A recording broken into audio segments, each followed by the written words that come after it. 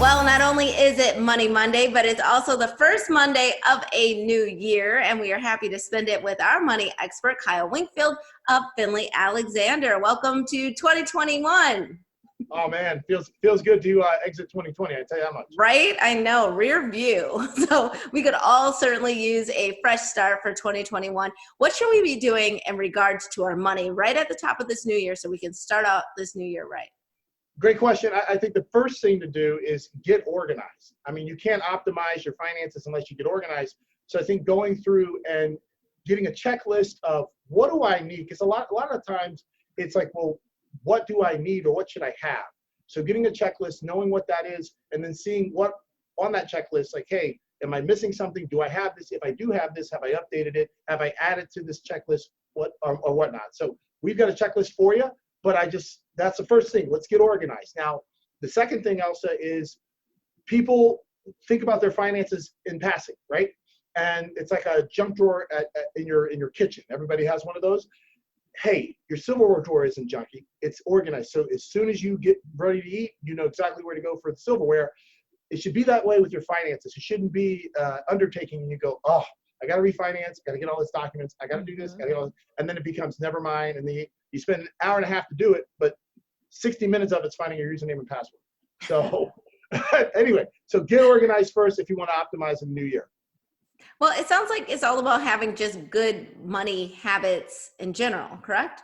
Yes. So if 2020 taught any of us anything, it gave us clarity on the whole. Remember that saying you should have 6 months of living expenses saved up? Yes. And for some, they did it, and it was like a theory for the rest. And everybody said, hey, you know, I'll get around to it at one point, but things are going so well, I'll figure it out. And then for so many, it hit home and they didn't have that 6 months worth of savings. So I say now that happened, perhaps you should consider start with 6 months, try to get 12 to 18 months of living expenses saved up. Cash is king. Cash flow is divine. So it's not only for you and your household, but being able to have extra cash on hand to help somebody else that needs help in your community and your family. That's important too.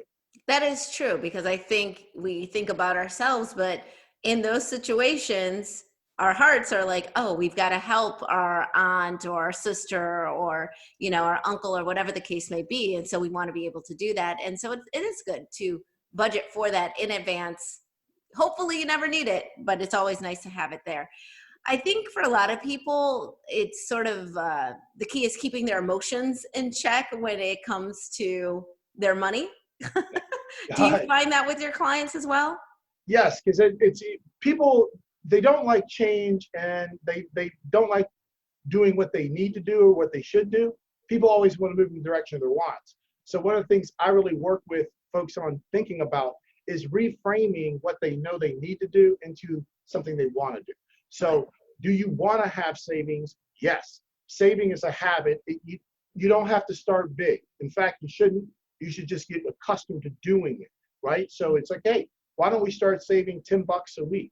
Bill, that's not going to do anything. No, $10 might not do anything financially, but what it's doing in terms of building a habit, that's powerful. And if $10 turns 100 to 1,000, 1,000 to 2, and so forth and so on. So start there, right? Because people, they're like, I don't know what I'm going to do. Focus.